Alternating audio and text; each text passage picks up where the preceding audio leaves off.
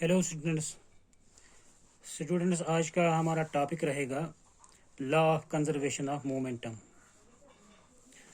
तो ये लॉ हमें क्या बताता है, ये लॉ स्टेट क्या करता है, आप ज़रा इसका डेफिनेशन देख लीजिए।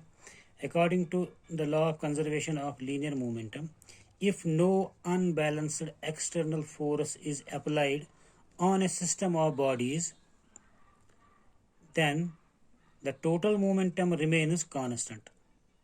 That is, if force is equal to zero, momentum is constant. क्या मतलब हुआ इसका? अगर हमारे पास कोई सिस्टम ऑफ बॉडीज है, पहले हम कंसिडर करें कि हमारे पास एक ही बॉडी, मान लीजिए हम सिंगल बॉडी सिस्टम है, उसका अगर हमारे पास मोमेंटम देख लीजिए, इनिशियल मोमेंटम। अभी अगर आप सपोज एक बॉडी ये है, बॉडी ये एक बॉडी है और ये मान लीजिए मूव कर रही है विथ सम वेलोसिटी v। अगर आप इसको कोई अनबैलेंस्ड फोर्स अप्लाई नहीं करेंगे, नो फोर्स इज अप्लाइड, तो ये सेम वेलोसिटी से चलेगी, सेम मास रहेगा, तो इसका मोमेंटम रहेगा m इंटू वी। तो अगर हम इसको फोर्स अप्लाई नहीं करेंगे तो मोमेंटम चेंज नहीं होगा इसका। अब अकॉर्डिंग टू दिस, अभी मैंने जो आपको ये डेफिनेशन बताया कि अगर हमारे पास सिस्टम ऑफ मनी बॉडीज हो, मान लीजिए हमारे पास दो बॉडीज है। सिस्टम का मतलब हुआ कि एक सिस्टम जिसमें मनी पार्टिकल्स हो या मनी बॉडीज हो। सपोज हमारे पास ये एक बॉडी है, बॉडी ए, ये बॉडी है बॉडी बी। अब ये दो मिल के बनाते एक सिस्टम ऑफ बॉडीज। तो हमारी दो बॉडीज है, बॉडी ए और बॉडी बी, और ये मूव कर रहे हैं इन दिस डायरेक्शन। ठीक, तो लेट अस से, और ये जब आगे मूव करेंगे तो ये जाहिर सी बात, ये कोलाइड हो जाएंगे, एक दूसरे के साथ टकराएंगी। तो लेट अस से टकराने से पहले, कोलिजन होने से पहले, इसका मास है एम ए और इसकी वेलोसिटी है यू ए, इनिशियल वेलोसिटी। तो मोमेंटम होगा इसका P of A is equal to M A into U A. और इसी तरह से इस बॉडी बी का, अगर इसका मास है एम बी और इसकी इनिशियल वेलोसिटी स्टार्टिंग में अभी कोलाइड नहीं हो रही है, तो इसका यू बी, तो इसका मोमेंटम बन जाता है, टोटल मोमेंटम बॉडी का u m A M b into u B. तो इस पूरे सिस्टम का जो दोनों बॉडीज का सिस्टम, मतलब दोनों बॉडीज का जो टोटल मोमेंटम बनेगा p a plus p b, तो ये बन जाएगा हमारा m A U A plus M B you B. तो ये total momentum of the system. अब अगर इन दो बॉडीज पे कोई अनबैलेंस्ड फोर्स नहीं एक्सर्ट हो रहा है, कोई फोर्स हम बाहर से नहीं डाल रहे हैं, तो क्या होगा कि ये मोमेंटम हमेशा सेम रहेगा। मोमेंटम वैसा ही रहेगा, जितना इसका है उतना ही इसका भी है। तो अभी ये दो बॉडीज क्या कर रहे हैं कि एक दूसरे के सामने आ रही है और टकरा रही है, कोलाइड हो रही है। तो जाहिर सी बात है बॉडी ए इस बॉडी बी पर एक फोर्स एक्सर्ट करेगी। सपोज ये इसने एक एफ ए एक्सर्ट किया इस बॉडी पर, और according to Newton second law, sorry according to Newton third law, body B भी बॉडी ए पर उतना ही फोर्स अप्लाई करेगी। Suppose that is F B, equal and opposite forces. तो टोटल फोर्स दोनों सिस्टम पर कितना आ गया? Net force is zero. क्यों? F A equal to F B, दोनों इक्वल है लेकिन अपोजिट डायरेक्शन में। इनको जब ऐड करेंगे F A minus F B, तो ये बन जाएगा जीरो, क्योंकि दोनों बराबर है। तो नेट फोर्स इन दो बॉडीज पर कितना पड़ रहा है? जीरो।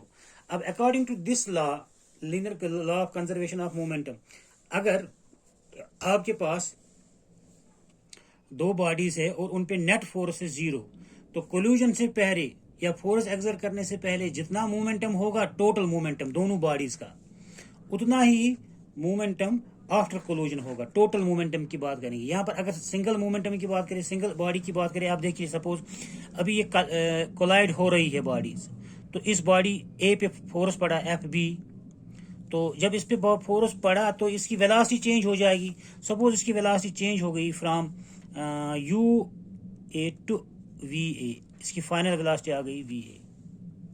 तो जब वेलोसिटी चेंज हो गई तो जाहिर सी बात है इसका मोमेंटम भी चेंज हो गया। तो इसका मोमेंटम चेंज हुआ, इसी तरह से बॉडी बी का मोमेंटम चेंज होगा जब इस पे एफ ए फोर्स पड़ेगा। तो इंडिविजुअली इन दो का मोमेंटम तो चेंज होगा, लेकिन जब हम टोटल मोमेंटम देखेंगे दोनों बॉडीज का, वो चेंज नहीं होगा, टोटल मोमेंटम सेम रहेगा। अभी हमने देखा कि टोटल मोमेंटम दोनों बॉडीज का कितना है, M A plus u a, sorry M A U A plus M B you B. तो ये टोटल मोमेंटम है बिफोर कोलूजन।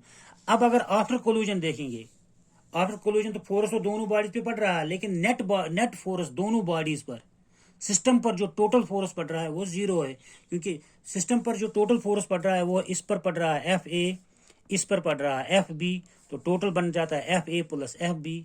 दोनों फोर्सेस इक्वल है लेकिन साथ में अपोजिट भी है, ये इस डायरेक्शन में है, ये इस डायरेक्शन में है, दोनों इक्वल है और अपोजिट तो कैंसिल, तो नेट फोर्स जीरो होगा। तो जब नेट फोर्स जीरो है तो उसका मतलब ये हुआ कि जितना मोमेंटम पहले था, कोलूजन से पहले था, उतना ही मोमेंटम कोलूजन के बाद भी होना चाहिए according to linear conservation of linear momentum. अब जरा देखते हैं कि किस तरह से ये दोनों बिफोर कोलूजन जो टोटल मोमेंटम है वही बराबर होगा मोमेंटम आफ्टर कोलूजन। अब देख लीजिए, जैसे मैंने अभी कहा कि बिफोर कोलूजन बॉडी ए का जो मोमेंटम है दैट इज एम ए, उसकी वेलोसिटी बिफोर कोलूजन थी यू ए, तो हो गया एम ए यू ए इसका मोमेंटम। फिर बॉडी बी का मोमेंटम हो गया, पहले उसका मास ए एम ए इंटू कोलूजन से पहले उसकी वेलोसिटी जो थी U A U B, sorry B और बी। तो टोटल मोमेंटम कितना हुआ before collision, M A plus M A U A plus M B you B. अब देखिए आफ्टर कोलूजन ये हो गया बिफोर कोलूजन,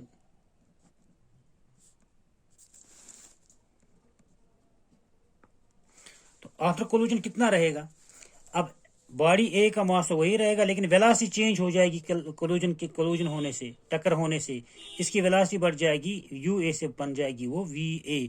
तो फाइनल इसका मोमेंटम कितना बन गया, mass A M A into V A. अब बॉडी बी का क्या होगा, उसका भी वेलोसिटी चेंज होगा, मान लो उसकी वेलोसिटी यू बी से वी बी बन गई, तो इसका मोमेंटम बन गया एम बी वी बी। तो टोटल मोमेंटम कितना बन गया दोनों बॉडीज का, पूरे सिस्टम का, M V A plus M B V B. ये हो गया टोटल मोमेंटम आफ्टर कोलूजन।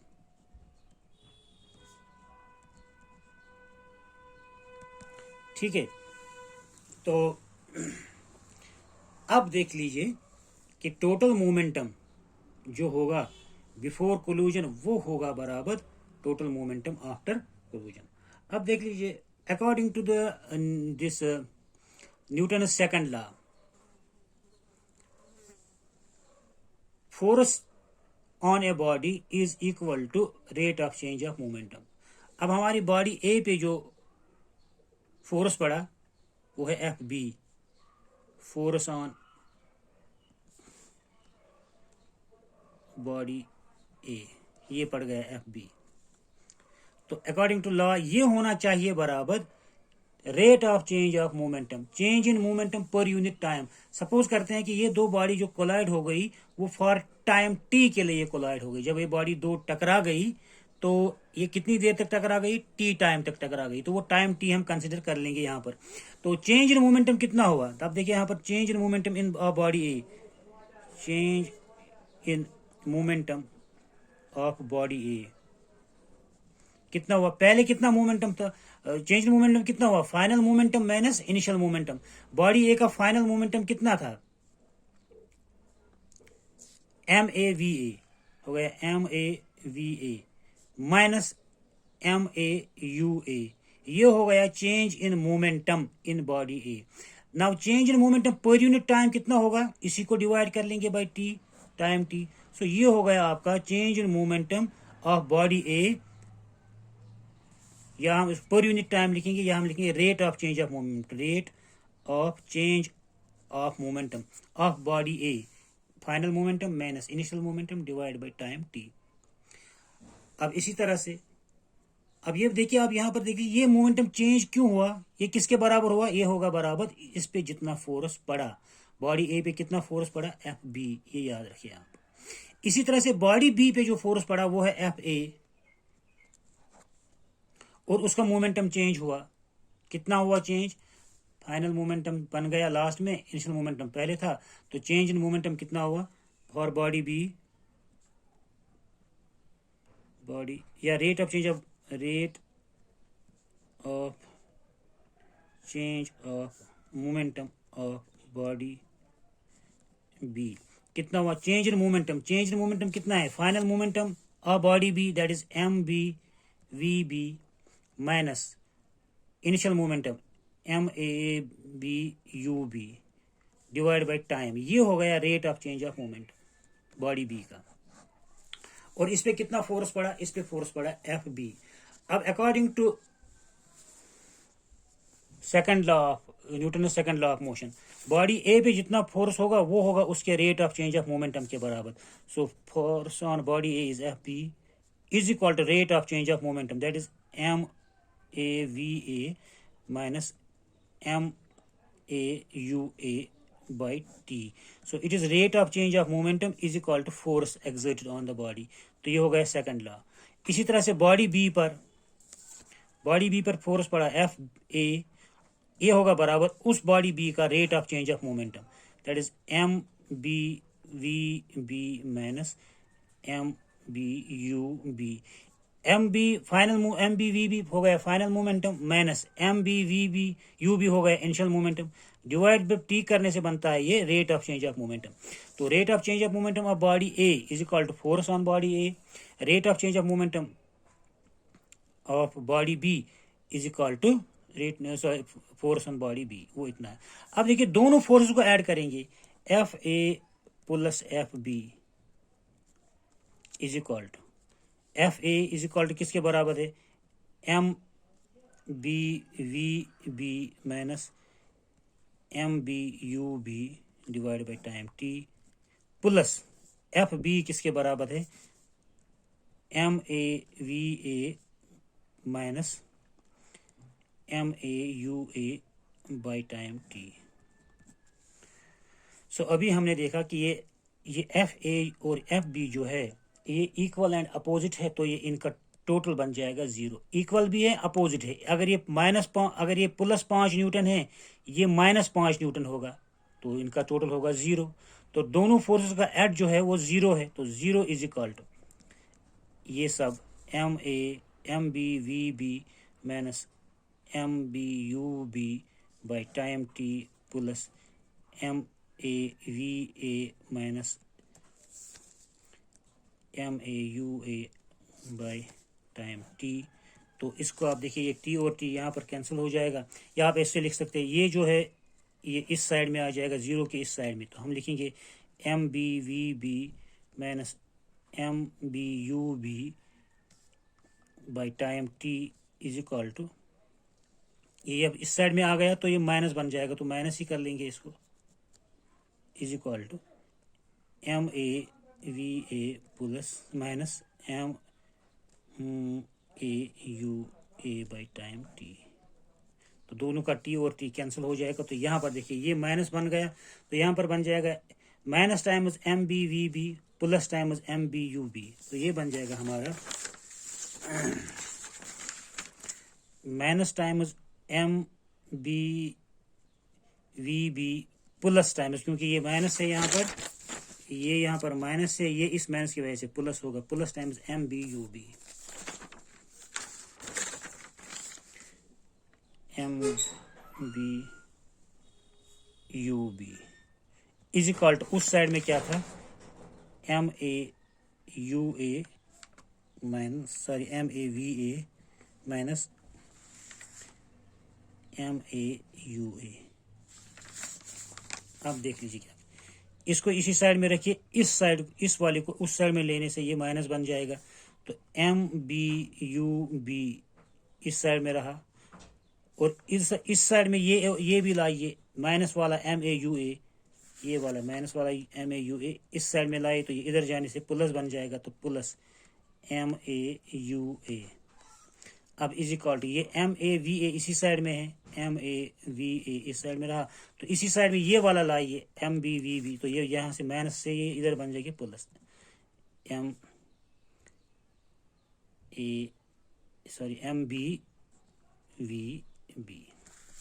तो ये इक्वेशन बन गई। अब देखिए इसमें एम ए बाहर निकालिए, दैट इज एम ए नहीं, ये आप देखिए ऐसे, ठीक है। अब ये देख लीजिए, it is MBUB, initial momentum of body A B, initial momentum, that is mass of the body B into velocity, initial velocity of the body B, that is initial momentum of body B, plus initial momentum of body A, तो ये बन जाएगा या PI initial momentum of body A body B plus initial momentum of body A is equal to final momentum of body A, final momentum of body A plus final momentum of body B, final momentum of body B. तो ये हो गया initial momentum of body A plus initial momentum of body B, दोनों का मिल के बन गया initial momentum of the system, initial momentum of the two bodies, body A और body B of the system is equal to final momentum of the two bodies, that is final momentum of the system, इसका final momentum body A का body B का final momentum, तो बन गया final momentum of the system, final momentum of the system। तो आपने देखा अब यहाँ पर अभी मान लिया हमने जो बॉडीज पर जो नेट फोर्स था वो जीरो था, क्योंकि FA प्लस FB जीरो बन गया। क्यों बन गया जीरो? जितना FA था उतना ही FB था, लेकिन ये एक माइनस था अपोजिट डायरेक्शन में, तो ये कैंसिल हो गए, तो net momentum of the body is zero. जब नेट मोमेंटम हमने बॉडी सिस्टम पर जीरो माना तो क्या देखा हमने? Initial momentum of the system is equal to final momentum of the system. There is no change in momentum of the system. हालांकि individually bodies का सिस्टम तो मोमेंटम तो चेंज हुआ, लेकिन एज ए सिस्टम दोनों बॉडीज का जो system बनता है उसका टोटल मोमेंटम है वो सेम रहा। Initial momentum of the system is equal to final momentum of the system. यही है law of conservation of momentum. मतलब कंजर्वेशन मतलब वो मोमेंटम चेंज नहीं होगा अगर नेट फोर्स जीरो होगा। किसी सिस्टम पर अगर हम नेट फोर्स जीरो अप्लाई करेंगे तो उस पर जो नेट मोमेंटम होगा वो जीरो होगा। तो ये था law of conservation of momentum of A system.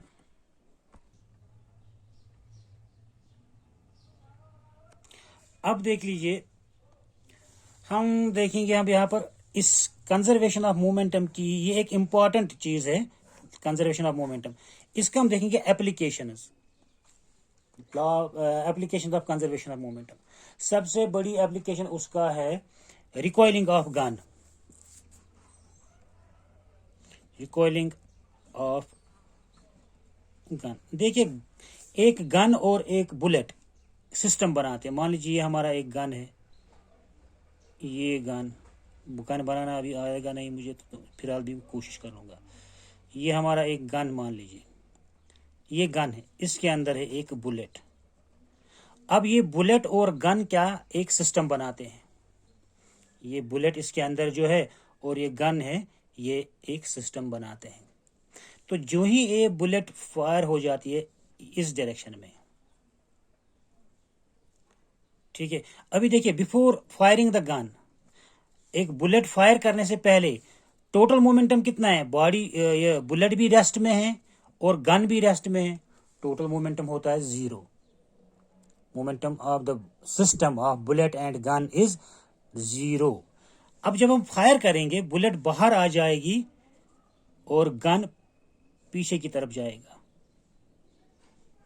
तो total momentum after the fire, external force उस पर जीरो है। एक्सटर्नल फोर्स हम नहीं अप्लाई कर रहे हैं, हम सिर्फ ट्रिगर दबाते हैं, तो देखते हैं कि क्या होता है कि बुलेट बाहर आ जाती है और गन पीछे की तरफ चला जाता है। इसको कहते हैं रिकॉइलिंग ऑफ गन। इस रिकॉइलिंग ऑफ गन में सिस्टम का टोटल मोमेंटम फिर जीरो हो जाता है। गन फायर करने से पहले कितना था इसका momentum, total momentum of this system gun and bullet.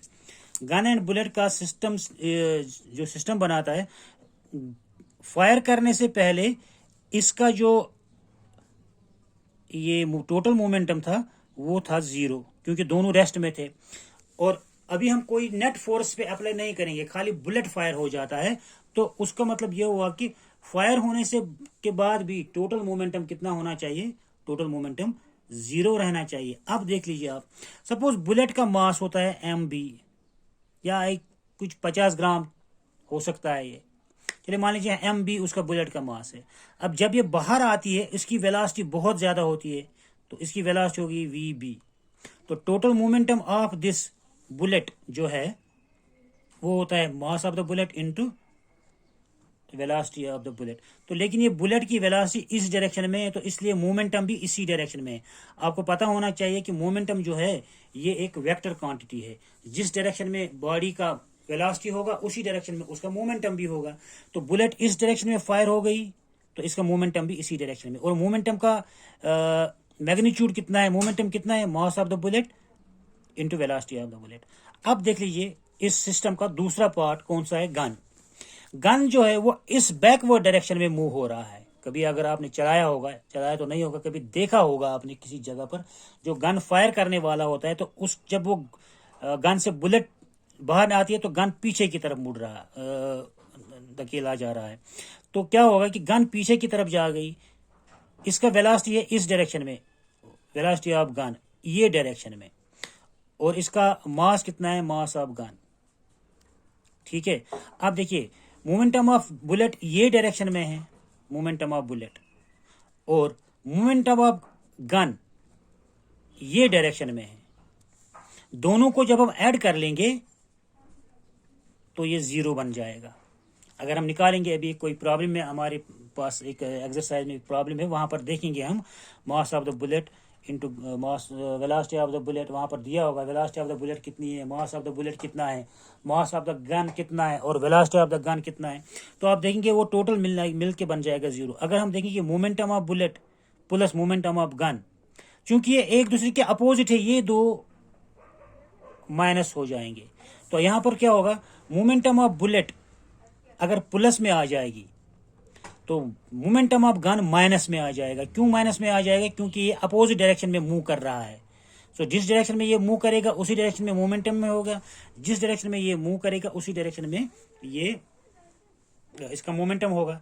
तो दोनों momentum of bullet is equal to momentum of gun, लेकिन अपोजिट डायरेक्शन में। जब हम उनको ऐड कर लेंगे तो वो जीरो बन जाएगा।